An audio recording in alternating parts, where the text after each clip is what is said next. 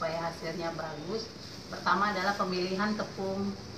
Pemilihan tepung itu harus tepat, karena sekarang tepung macam-macam gunanya. Ada untuk roti, ada untuk khusus kue kering.